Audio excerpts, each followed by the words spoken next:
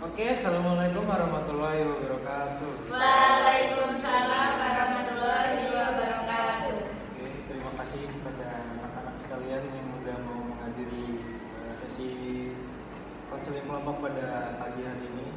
Bapak ucapkan terima kasih sekali lagi. Jadi kan di sini kita mau konseling kelompok. Di sini anak-anak udah ada yang tahu belum sih apa itu konseling kelompok? Konseling kelompok memecahkan suatu masalah dengan kelompok. Oke, jadi itu ya yang di kasih tahu Mas Ayu tadi. Nah, sebelum kita memulai sesi layanan konseling kelompok ini, ada baiknya kita berdoa. Siapa yang memimpin doa? Ya, Oke, ayo. berdoa siang, berdoa mulai, berdoa selesai. Oke, terima kasih Mas Ayu. Nah, Bapak jelasin lagi di sini konseling kelompok itu adalah suatu layanan yang ada di bimbingan konseling. Di situ kita berfokus pada suatu permasalahan yang ada di individu, kita menyelesaikannya secara berkelompok. Tuh. Nah, jadi kan di sini kita mau melakukan sesi layanan. Nah, di sini Bapak minta anak-anak di sini terbuka ya, jangan ada yang ditutup-tutupin karena di sini kita saling jaga rahasia, nggak bakal ada yang kebocoran rahasianya, nggak bakal ada kebocoran ceritanya. Dan di sini teman-teman, anak-anak ini kan nggak ada yang terpaksa. Tidak, Pak. Rela, Pak, rela. Sukarela ya. Oke. Sebelum kita mulai kita bikin kesepakatan waktu mau berapa menit, 10 atau 15? 10. Jadi Bapak jelasin lagi, kelompok itu dia layanan yang ada di bimbingan konseling, berfokus pada suatu masalah yang ada di individu untuk dipecahkan secara berkelompok. Gimana? Udah siap? Siap. Jadi bisa diceritakan atau menyebutkan masalahnya satu persatu dari siapa ya? Sih? Saya dibully, Pak. Ya, lanjut. Saya trauma. Saya depresi. Duit saya gampang habis, Pak. Habis. Boros, Pak. Sama ya masalahnya. Oke, jadi kan di sini kita membuat kesepakatan dulu mau masalah siapa yang dibahas. Masalah. Ini Mbak. Mas Ayu, Pak. Oh ya, saya Pak. Kayaknya depresi lebih Iya. ya, lebih urgent. Arjun, ya. Oke, jadi Mas Ayo bisa diceritakan masalahnya. Nah, jadi begini Pak. Lo, ini kan ceritanya asli Pak. Kan asasnya rahasiaan. Tenang aja. Cerita aslinya itu adalah saya masih ingat betul kelas 2 SMA. Nah, kelas 2 SMA itu bagi saya termasuk masalah hidup yang bagi saya terlalu problematik Pak. Makanya kelas 2 SMA saya itu berpikir dengan orang tua saya karena saya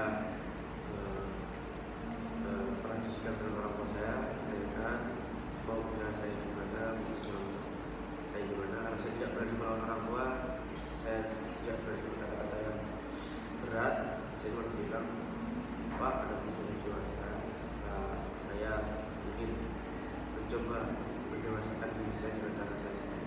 Nah, saya topiknya itu permasalahan cuma gara-gara saya pulang jam 10 malam. Nah, tapi karena saya itu anak kesayangannya mereka, jadi kira mereka itu anaknya. Nah, itu dari situ saya didemin berbulan-bulan sama bapak saya cuma gara-gara itu waktu itu saya hamil, saya merasa bersalah, saya meninggal seperti itu. Saya dia bapak saya cuma dia bersalah, dan nggak punya anak saya gitu. Dan ya, saya masih ingat betul bisa sholat maghrib, saya nemuin ibu saya peluk saya bilang pakai bahasa Jawa, anakmu ini masalah apa kok sampai didengkir Indonesia nya anakmu itu salah apa kok sampai didiamkan seperti ini. Anakmu itu bukan pencuri, anakmu itu bukan kriminal. Jadi kenapa kok sampai didiamkan seperti ini? Nah, itu akhirnya diberi bapak saya itu membuat saya terus berenung sampai overthinking yang berlebihan dan segala macam.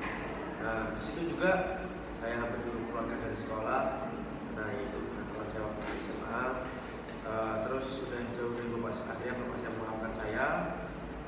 ribut lagi dengan bapak saya dan itu benar-benar hebat sampai warga sekitar datang karena bapak saya kan orang yang temperamental luar biasa. Saya marah-marah, kira-kira HP saya rusak, dibenarkan oleh beliau dan akhirnya diberikan kepada saya suruh menghapus datanya semua dan suruh ganti dengan HP bapak saya ya. Nah tapi saya itu dulu dari SMA itu sudah bersedih lah. Saya buat blog, saya sudah buat Twitter untuk kata-kata, saya buat lirik lagu, saya buat lagu banyak gitu. Dan itu nggak bisa diubah dengan secepat itu pindah ke HP lainnya. Saya cuma bilang Pak, nggak bisa. Nah ini sudah dari tahun dulu. Saya kasih tahu, bapak saya nggak terima, sudah marah, ibu saya marah, sampai warga sekitar sudah datang karena saking overpowernya mereka marah. Tapi tidak apa-apa itu orang tua saya. Akhirnya saya sebagai kuatnya, saya pun sampai di titik saya habis benar sama mereka, saya nggak berani sedikit mengeluarkan kata-kata.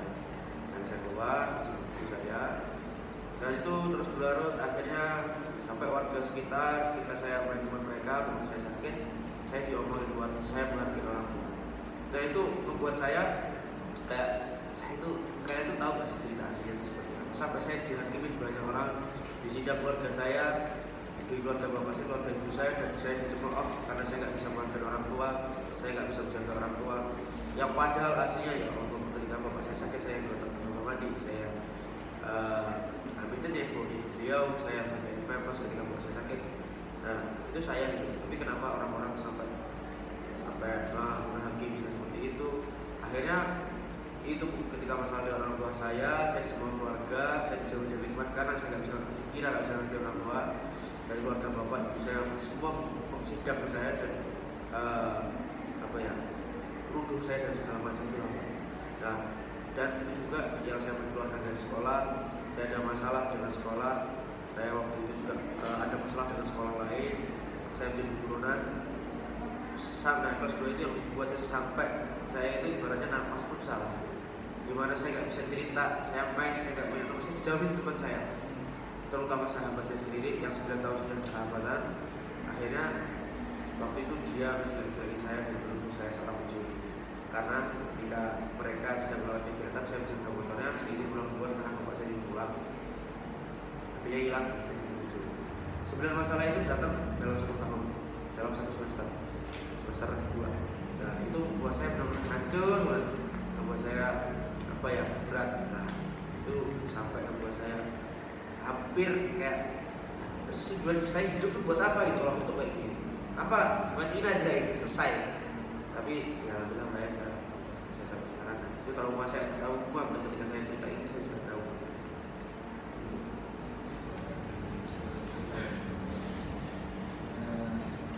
Mungkin dari ini kita banyak ambil pelajaran ya dari masalahnya Mas Ayu. Di sini mungkin teman-teman punya tanggapan untuk masalahnya Mas Ayu.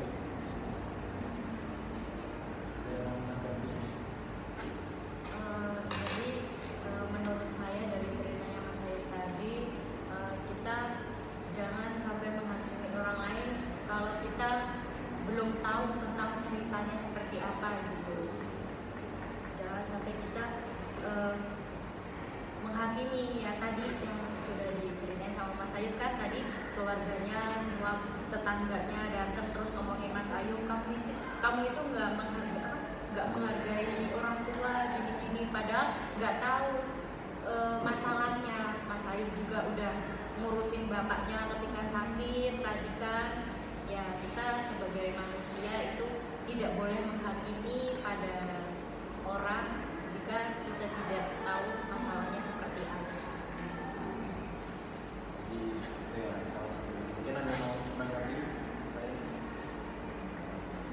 Kalau dari Bapak mungkin ya. Kita itu kan sekarang Mas Ayu kan udah dewasa ya. Jadi bisa berpikir panjang ke depannya. Mungkin Mas Ayu pada masa itu berpikir apa yang Mas Ayu itu yang Mas Ayu lakukan itu benar. Mungkin pandangan itu di orang lain itu kan salah, pandangan di orang tua itu salah, apalagi di tetangga-tetangga yang nggak tahu apa-apa. Mungkin Mas Ayu yang tadi diceritain udah ngurusin orang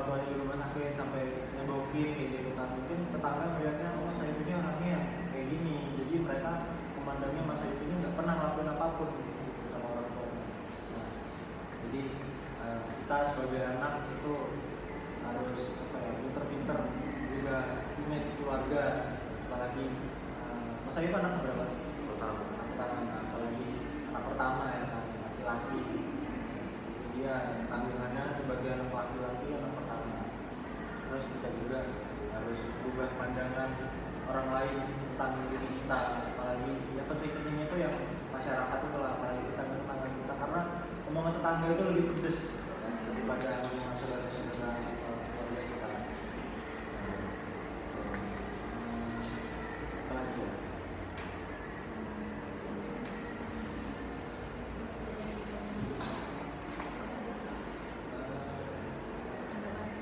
Mungkin ada ini solusi untuk masalahnya tadi.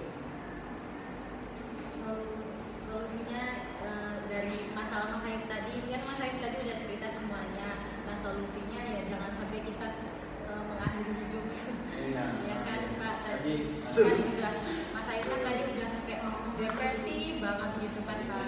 Itu saking depresinya. Terus tadi kan Mas Aib bilang alhamdulillah sekarang masih hidup, dan dia juga kan pernah punya pemikiran pas depresi itu, dia pernah punya pemikiran apa aku harus mengakhiri hidup ini biar selesai masalahnya gitu.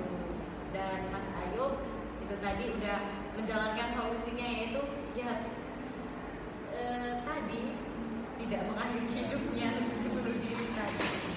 jadi pilihan Mas Ayu itu benar ya. Kalau mungkin Mas Ayu nggak kalau nggak kuat, mungkin Mas Ayu nggak di sini, nggak bisa cerita sama kita ya.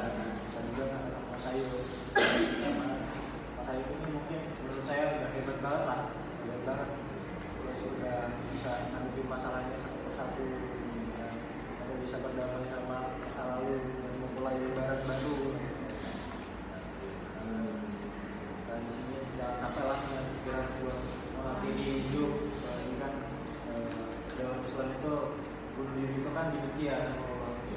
Selesai masalah enggak malah kita masuk neraka gitu. Jadi kita harus pikir panjang sebelum memulai sesuatu. Gimana Mas Ayu? Mas begini nah, bisa ya, kita selesaikan nanti di pertemuan selanjutnya, kita bahas yang lebih detail akan masalahnya bersama-sama. Oke, dan bisa menyimpulkan pada pertemuan kali ini. Jadi kesimpulannya itu ini Pak, kita tidak boleh kita harus gimana ya, tidak boleh mengakhiri hidup kita gitu. Nah Kita dan harus selalu tidak sadar, kuat dalam keadaan apapun itu. dan dari cerita tadi kita tidak boleh menghakimi orang lain gitu.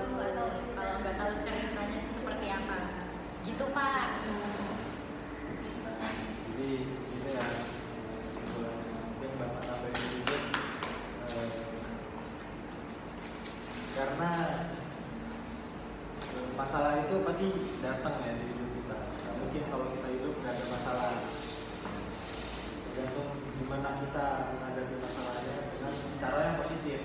Mungkin kita tidak gangguan orang lain, tapi jangan sampai kita bergantung pada orang itu, karena mungkin orang lain juga kan punya masalah tentang masalah kita aja. Nah, jadi jangan sampai kita menghadapi masalah itu sambil melakukan kegiatan yang negatif, karena itu makin ada masalah makin bikin kita pusing, makin bikin kita depresi, dan ujung-ujungnya bunuh diri. Dan sampai lah. Nah, mungkin itu yang bisa Bapak jelasin pada pertemuan hari ini. Selanjutnya kita udah pertemuan lagi, mau kapan? Besok Besok, Pak. Karena sesi konseling kelompok pada hari ini sudah selesai. Bapak ucapkan terima kasih. Sebelum kita akhiri, mari kita berdoa menurut agama. Mas Ayu, silakan memimpin doanya. Baiklah, kita berdoa berdoa terima kasih kepada Allah. Mas Ayu, terima kasih buat anak-anak di sini semuanya. Sampai sampai berjumpa di esok hari. Assalamualaikum warahmatullahi wabarakatuh. Waalaikumsalam